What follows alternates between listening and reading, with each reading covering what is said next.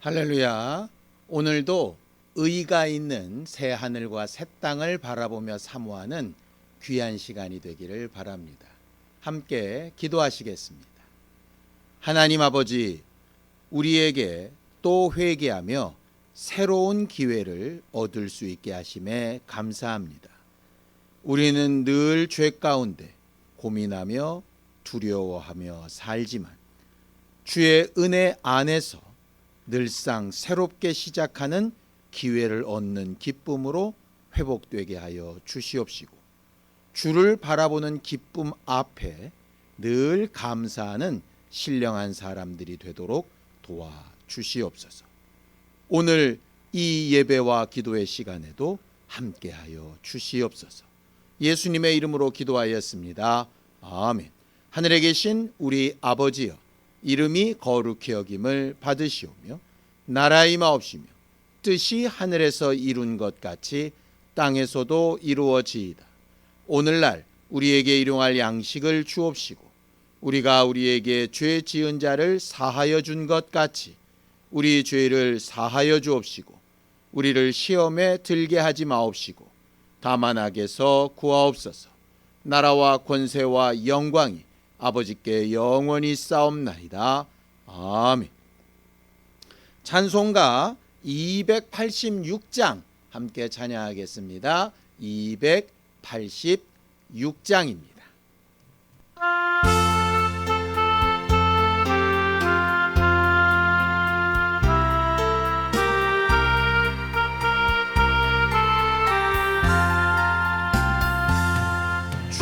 예수님 내 맘에 오사 날 붙들어 주시고, 내 마음에 새 힘을 주사 늘 기쁘게 하소서. 사랑의 주 내 맘속에 찾아오사 내 모든 죄 사하시고 내 상한 맘 고치소서. 주 예수님 내 맘에 오사 내 소원 다시고 내 무거운 짐 맡아주사 참 평안을 주소서. 사랑의 주 내 맘속에 찾아오사 내 모든 죄 사시고 내 상한 맘 고치소서. 주 예수님 내 맘에 오사 날 정결케 하시고 그 은혜를 내 맘에 채워 늘 충만케 하소서. 사랑의 주 내 맘속에 찾아오사 내 모든 죄 사하시고 내 상한 맘 고치소서. 주 예수님 내 맘에 오사 내 길 인도하시고 주 성령을 내 맘에 채워 늘 충만케 하소서. 사랑의 주 사랑의 주 내 맘속에 찾아오사 내 모든 죄 사시고 내 상한 맘 고치소서.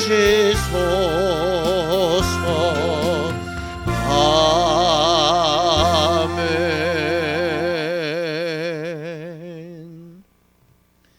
하나님 아버지, 오늘도 하나님의 말씀을 들을 때에 주의 말씀을 주야로 묵상하며 기뻐하는 복 있는 사람들이 되게 하여 주시옵소서. 하나님께서 오늘도 우리를 가르치시고 인도하여 주셔서 하나님과 함께 의가 있는 새 하늘과 새 땅을 향하여 걷는 우리의 모습을 확신하게 하여 주시옵소서. 믿음으로 헌금한 손길들 위에 복을 주시고 저들이 언제 어디서 무엇을 하든 하나님이 저들과 함께하고 계심을 체험할 수 있도록 도와주시옵소서. 예수님의 이름으로 기도하였습니다. 아멘. 하나님의 말씀은 시편 2편 1절에서 12절까지 말씀을 함께 합독하시겠습니다. 시편 2편 1절에서 12절까지 말씀을 함께 합독하겠습니다. 함께 읽습니다. 시작. 어찌하여 이방 나라들이 분노하며 민족들이 헛된 일을 꾸미는가.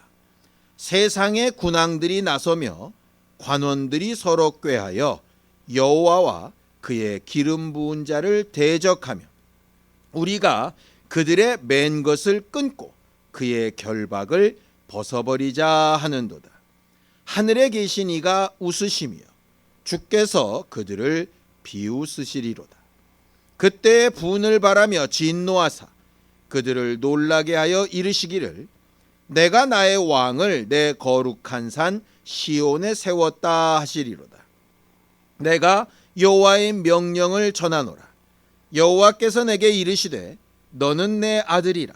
오늘 내가 너를 낳았도다. 내게 구하라. 내가 이방 나라를 내 유업으로 주리니 내 소유가 땅끝까지 이르리로다. 내가 철창으로 그들을 깨뜨리며 질그릇같이 부수리라 하시도다.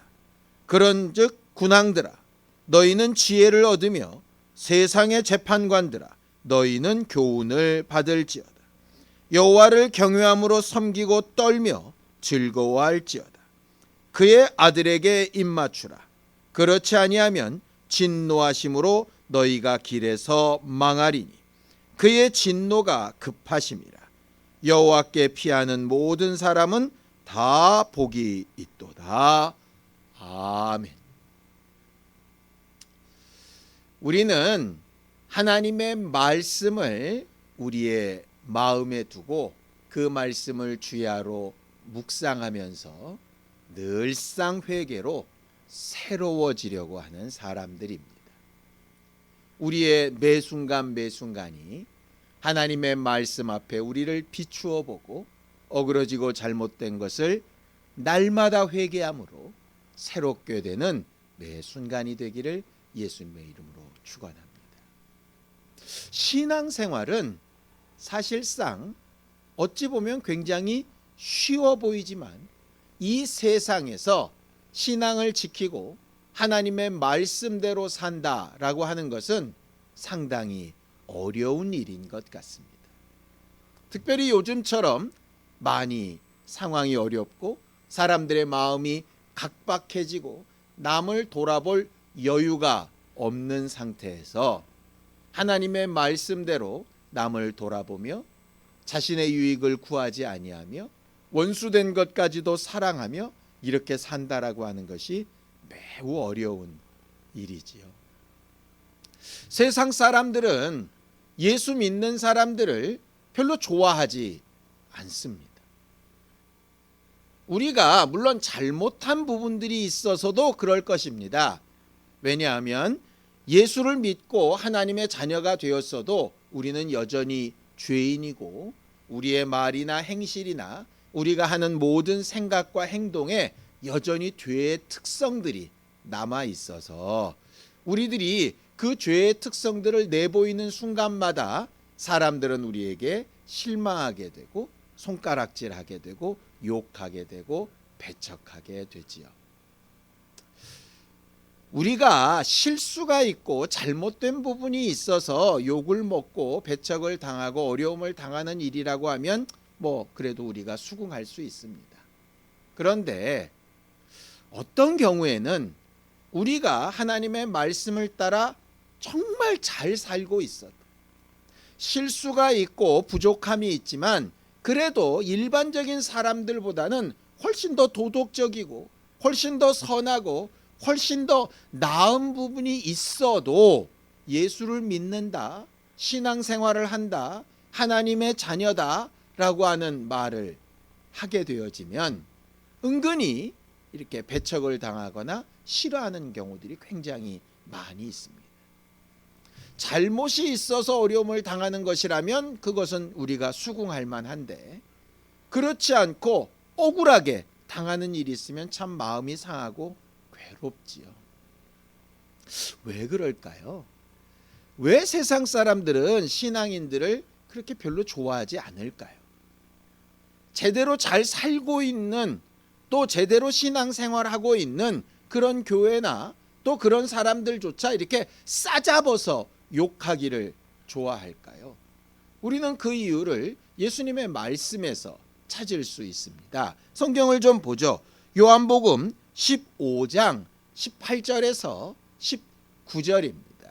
함께 읽습니다. 시작. 세상이 너희를 미워하면 너희보다 먼저 나를 미워한 줄을 알라.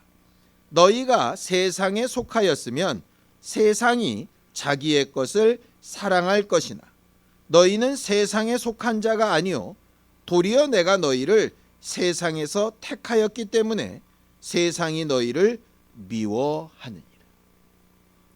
이 말은 우리가 미움받는 것이 우리의 잘못은 하나도 없다 이런 얘기가 아닙니다. 우리의 잘못으로 인해서 미움받는 것이야 우리가 책임져야 될 일이고 당연히 우리가 회복을 추구하고 또 그들에게 잘못을 인정하고 사과하고 해야 되는 문제이지만 그런 것이 없을지라도 세상은 예수 믿는 사람들에 대해서 교회에 대해서 절대로 우호적이지 않다라고 하는 것이죠. 왜냐? 예수님의 말씀에는 우리가 세상에 속하지 아니하였기 때문이다라고 이렇게 말하고 있습니다. 예수께서 우리를 세상에서 불러내어서 다른 방법으로 살게 하셨기 때문이다라고 하는 것이죠. 세상에 속하지 아니하였다라고 하는 말이 무슨 뜻일까요? 세상에서 쓰는 방법, 세상에서 생각하는 생각, 세상에서 추구하는 것과는 조금 다른 특성을 가지고 있다라고 하는 것입니다. 세상이 가지고 있는 특성은 무엇일까요? 간섭받기 싫어하고 감시받기 싫어하고 어딘가에 매여 있기를 싫어하는 것이 일반적인 사람들의 특성입니다. 연약하고 부족하고 모자란 사람들이기 때문에 우리는 하나님의 도우심이 필요합니다. 하나님의 감시가 필요하고 하나님의 도움이 필요합니다. 아이들을 키워보면 인간들의 특성을 좀 잘 알 수 있습니다. 아이가 의지가 없고 아무것도 스스로 할 수 없을 때 그 아이는 엄마를 찾고 아빠를 찾고 자기가 할 수 있는 유일한 도구인 울음을 가지고 이것도 요구하고 저것도 요구합니다. 자기가 할 수 있는 것이 없는 것이죠. 자기를 좀 어떻게 해달라고 계속 울어 제낍니다. 그때마다 부모의 도움과 부모의 감시와 부모의 간섭을 받게 되어지지요. 그런데 조금만 크게 되면 그래서 자기 의지라는 것이 생기게 되면 그 아이가 돌변을 하기 시작합니다. 부모가 넘어질까 봐 잡아주려고 하면 손을 뿌리칩니다. 부모가 뭔가 먹을 것을 주려고 하면 입을 돌려버리게 되지요. 참 신기합니다. 얼마 전까지만 해도 엄마 손을 떼면 울고 엄마가 먹여주지 않으면 울고 그렇게 보채던 아이가 어느 날 갑자기 엄마의 손을 치워버리라 그러고 엄마의 도움을 거부하고 자기 혼자 위험한지도 모르고 아무렇게나 막 가려고 합니다. 그렇게 막 저절로 일어나는 특성이 있는 것이죠. 그것을 붙들고 뭔가 메어놓고 안전하게 만들려고 하려고 하면 그때부터는 거꾸로 울어제끼기 시작합니다. 마음에 안 든다는 거죠. 세상의 특성이 뭐냐? 간섭받기 싫어하고 감시받기 싫어하고 어딘가 매이기 싫어합니다. 이것이 극도로 나타나는 것이 사춘기지요. 말을 걸어도 대답도 하지 않고 뭘 요청해도 들어주지도 않고 뭐에 대해서 의견을 물어도 말도 하지 않습니다. 그냥 자기를 가만히 놔두라는 거죠. 관심 자체가 싫은 겁니다. 이 모든 것들이 어디서부터 출발했는가? 사실상 죄의 특성에서 시작됐습니다. 하나님께서 사람을 에덴 동산에 두시고 모든 동산 나무의 실과를 다 먹고 오직 하나 선악을 알게 한 나무의 실과 하나만 따먹지 말라고 제안을 하셨더니 굳이 그것을 가져서 먹어야 직성이 풀리는 것이 바로 죄인의 특성입니다. 하지 말라고 하면 꼭 하려고 하는 것이 죄인의 특성이고 하라고 하면 절대로 하기 싫어하는 것이 죄인의 특성입니다. 이게 기본적인 세상에서 사는 사람들의 특성입니다. 그래서 위로부터 오는 권력에 굴복하기 싫어하고 어떻게 해서든지 자기 임의로 살려고 하지요. 자, 성경을 보죠. 시편 2편 2절에서 3절입니다. 함께 읽습니다. 시작. 세상의 군왕들이 나서며 관원들이 서로 꾀하여 여호와와 그의 기름 부은 자를 대적하며 우리가 그들의 맨 것을 끊고 그의 결박을 벗어버리자 하는도다. 이렇게 얘기합니다. 세상의 특성은 매인 것이나 우리를 붙들고 있는 것을 벗어버리고 끊어버리고 자유롭게 살자는 겁니다. 그런데 신앙생활의 특성은 뭐냐? 하나님의 말씀에 매이는 겁니다. 예수 그리스도의 은혜에 붙들리는 겁니다. 성령의 감동에 붙잡혀 있는 겁니다. 성경을 보죠. 사도행전 20장 22절입니다. 함께 읽습니다. 시작. 보라, 이제 나는 성령에 매여 예루살렘으로 가는데 거기서 무슨 일을 당할는지 알지 못하노라 라고 이렇게 얘기하죠. 사도 바울이 성령에 매여서 이끌려가기 시작합니다. 아브라함이 하나님의 말씀에 붙들려서 끌려가기 시작합니다. 다윗이 자기가 원하지도 않았는데 기름 부음을 받고 왕으로서의 삶을 살아가기 시작합니다.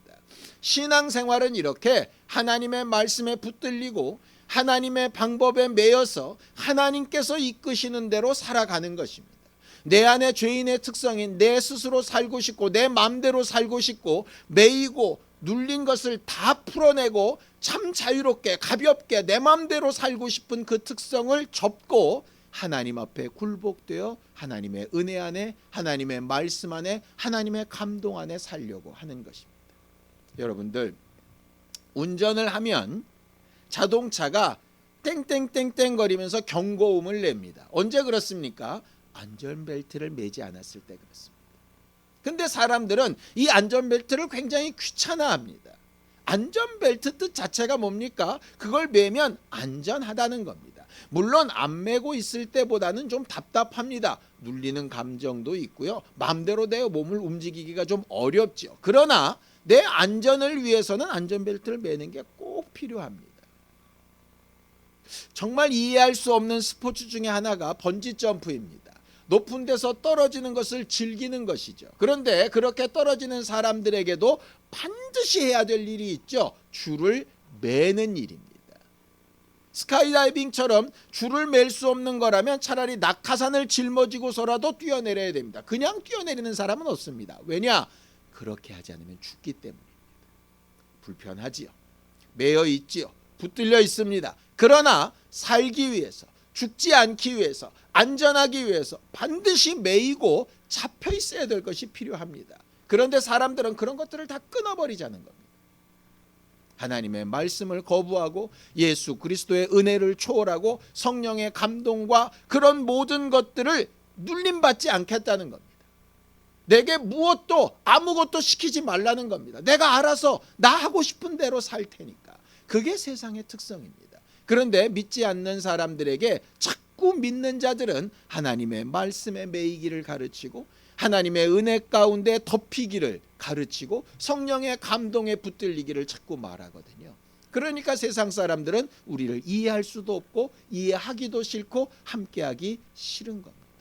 먹고 싶은 걸 마음대로 먹고 놀고 싶은 걸 마음대로 놀고 누리고 싶은 걸 마음대로 하고 싶고 내 육체의 감정이나 감각을 따라 막 살고 싶은데 하나님의 말씀이 나를 붙들고 매이게 하고 하나님께서 마음대로 못 움직일 수 있도록 우리를 붙들고 계신 것들이 느껴지는 것이죠. 그래서 사실상 신앙생활하는 것을 싫어하고 신앙생활하는 사람들을 불편해하고 그들을 배척하게 되는 거예요. 내게 주어진 시간을 내 마음대로 써야 하는데 주일날 예배해야 되고 뭔가 기도해야 되고 하나님의 말씀을 읽어야 되고 하는 그런 의무감이나 그런 생각이 드는 것 자체가 싫은 거지. 내가 어렵게 번 물질을 내 마음대로 써야 되는데 하나님의 말씀하신 대로 사용해야 되고 헌금해야 되고 11조 해야 되고 하는 것이 부담스럽고 싫은 겁니다.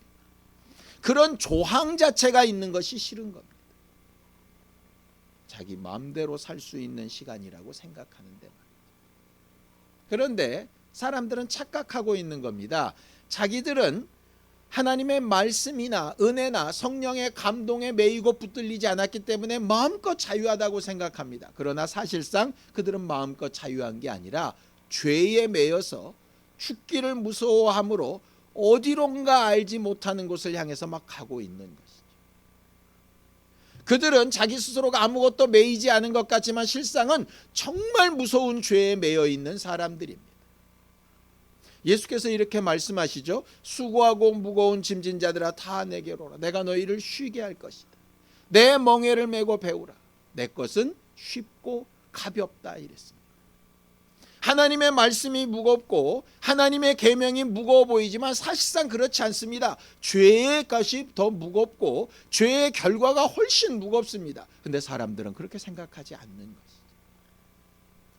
지금 당장에 달콤한 죄의 유혹이 아무런 책임을 지지 않아도 되는 것처럼 착각하게 만드는 겁니다. 그런데 그 마지막은 사망이죠. 예수께서 이 땅에 오신 이유가 뭡니까? 자, 히브리서 2장 15절입니다. 함께 읽습니다. 시작. 또 죽기를 무서워함으로 한평생 매어 종노릇하는 모든 자들을 놓아주려 하심이다 그랬습니다. 하나님은 우리를 붙들고 억압하고 괴롭게 만들고 불편하게 만들려고 하시는 것이 아니라 마치 안전벨트처럼 마치 번지점프의 줄처럼 우리를 마지막에 살리시고 안전하게 보호하시기 위해서 무거운 죄의 짐을 없애고 하나님의 말씀으로 하나님의 방법으로 우리를 붙드시는 겁니다.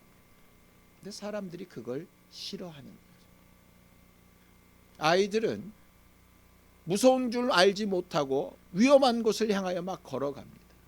뜨거운 불이 있는데 막 손을 내밉니다. 부모가 그들을 제어하고 붙들죠. 왜냐? 다치지 않게 하려고, 죽지 않게 하려고, 사고당하지 않게 하려고 하는 겁니다. 아이들은 그 앞에 있는 위험을 알지 못하고 그저 제재당하는 것이 싫고 불편해서 울고 반항하고 그렇게 하는 것이죠. 시편 2편은 예수 그리스도에 대한 예언을 말하고 있습니다. 하나님의 아들, 하나님이 직접 낳으신 그 독생자, 우리를 위하여 우리를 죄의 짐과 모든 결박에서 풀어주실 그 예수가 오실 때를 말하고 있습니다. 그런데 세상 사람들은 어떻게 하느냐? 그 예수가 오시는 것 자체, 그 예수의 말씀 자체, 그 예수의 은혜 자체가 불편하고 괴로워서 매인 것과 우리에게 붙들림 받은 것을 다 끊어버리자는 겁니다. 복 있는 사람이 누구냐? 하나님의 손에 붙들리는 사람들입니다. 더 쉽고 가벼운 멍에를 메고 사는 사람들입니다. 자기의 안전을 위해서 안전장치로 자기를 조금 제어하며 사는 사람들입니다. 그게 바로 신앙인들입니다. 우리가 하나님의 말씀을 지키며 하나님의 말씀을 주야로 묵상하며 하나님의 말씀 앞에 우리를 돌아보고 회개하며 하나님 앞에 필요한 것이 있어 기도하고 하나님의 말씀을 지키기 위해서 수고하고 노력하는 이유가 어디에 있느냐? 그가 우리를 안전케 하시고 보호하게 하시기 위해서 그가 우리에게 주시는 복과 은혜를 얻고 또 이어받게 하기 위해서 우리가 그런 일들을 하는 것입니다. 그 가치를 알고 하는 것입니다. 아주 중요한 시험을 앞둔 사람들은 자기의 시간이나 자기의 노력해야 될 것들을 굉장히 타이트하게 짜게 됩니다. 잠자는 시간을 줄이고 먹는 시간도 줄이고 자기가 하고 싶은 일들을 접고 어떤 일에 몰두하게 되어지죠. 성경에 말하고 있는 예와 같이 경주하는 자가 그 결승선을 위해서 다른 모든 것들을 절제하는 것과 마찬가지입니다. 그냥 흥청망청 목적 없이 사는 사람들의 입장에서는 그렇게 사는 것이 대단히 미련해 보일 수 있습니다. 그냥 있는 것을 다 펑펑 써가며 사는 사람들 입장에서는 어떤 목적을 위해서 돈을 아끼고 저축하고 허리띠를 졸라매는 사람들이 미련해 보일 수도 있을지 모르겠습니다. 그러나 하나님의 말씀, 하나님이 가르치신 목표는 이 땅이나 여기에 없어질 것이 아니기 때문에 하나님께서 우리에게 주고자 하시는 새하늘과 새 땅을 위해서 나아가기 위해 우리는 분명히 매이고 붙들림 바 된 사람이 되어야 합당합니다. 우리의 예배가 그렇게 돼야 되고 우리의 기도가 그렇게 되어야 합니다. 자, 베드로전서 2장 20절입니다. 함께 읽습니다. 시작. 죄가 있어 매를 맞고 참으면 무슨 칭찬이 있으리요. 그러나 선을 행함으로 고난을 받고 참으면 이는 하나님 앞에 아름다우니라 라고 이렇게 되어져 있습니다. 우리는 매이고 결박당하기를 구하는 사람이어야 합니다. 오해하지 마시기 바랍니다. 억압받고 눌리고 저주받으란 얘기가 아닙니다. 하나님께 붙들리고 하나님께 매이고 하나님의 인도하심을 받고 하나님의 감시와 간섭을 받는 것이 사실상 우리에게 복입니다. 우리의 기도는 하나님 마음대로 살게 해주세요. 이것저것만 해주시고 전혀 상관하지 마세요. 내 마음대로 살 수 있도록 요거만 준비해 주시고 내가 마음대로 하게 가만히 내버려 두세요. 이렇게 구하는 것이 아니라 하나님 나를 붙들어 주시고 나를 인도하시고 가장 좋은 길과 방향으로 나와 함께 해주시고 내가 알지 못할 때 내가 어쩔 수 없을 때 나에게 정말 하나님의 능력으로 감싸주셔서 세상 사람들은 이해할 수 없는 평안과 위로가 우리 안에 있을 수 있도록 도와주세요. 이렇게 기도해야 되는 것입니다. 자, 시편 2편 8절입니다. 함께 읽습니다. 시작. 내게 구하라. 내가 이방 나라를 내 유업으로 주리니 내 소유가 땅끝까지 이르리로다 라고 이렇게 되어져 있습니다. 예수께서는 자기 앞에 온 사람들뿐만 아니라 오지 않은 사람들까지라도 아버지 앞에 구하셨습니다. 그리고 그 기도를 지금까지 하고 계시죠. 우리도 마찬가지입니다. 우리의 기도는 이 땅에 필요한 물질이나 우리의 환경이나 도움이 되어지는 사람이나 우리의 어떤 미래에 대하여 기도하는 것도 분명히 필요합니다. 그런데 그것보다 더 중요한 건 하나님께서 우리에게 복을 주시려고 우리에게 가장 좋은 것으로 인도하여 주시려고 우리에게 명령하시고 말씀하시고 인도해 나아가시려고 할 때에 선한 일을 위하여 남들이 볼 때는 고난 같아 보여도 남들이 볼 때는 불편해 보여도 내 안정과 생명을 위해서 하나님께 매이고 붙들림 바 되는 것을 구하는 것이 꼭 필요합니다. 우리는 이 저녁에 하나님께서 우리를 붙들어 주시기를 하나님의 말씀이 우리를 결박해 주시기를 성령께 매어 인도받았던 사도 바울처럼 우리의 삶이 하나님의 감동에 붙들려 살 수 있게 되기를 예수님의 이름으로 축원합니다. 우리의 잘못으로 욕먹는 사람이 아니라 세상 사람들이 사는 방법과는 분명히 다른 경건하고 거룩한 행실로 하나님 앞에 날마다 나아가는 우리 모두가 되기를 예수님의 이름으로 축원합니다. 기도하시겠습니다. 하나님 아버지, 우리를 도우시고 인도하셔서 주 예수 그리스도를 통하여 우리에게 은혜 베푸시고 하나님의 말씀과 성령의 감동을 가르치신 것처럼 매순간 하나님의 간섭과 감시와 하나님의 도우심을 사모하고 구하며 예배하고 하나님께 붙들림 바 된 또 하나님께서 주신 멍에를 메고 걷는 우리 모두가 되도록 도우시고 인도하여 주시옵소서. 우리가 연약하여 할 수 없는 그것을 하나님은 도우신다 하셨사오니 하나님께서 함께 역사하여 주시옵소서. 이제는 우리 주 예수 그리스도의 은혜와 하나님 아버지의 극진하신 사랑과 성령님의 감동하시고 함께 하시는 분명한 증거가 매이고 결박당하는 신앙생활하기를 원하는 우리 모두 위에 이제로부터 영원까지 함께 있을지어다. 아멘.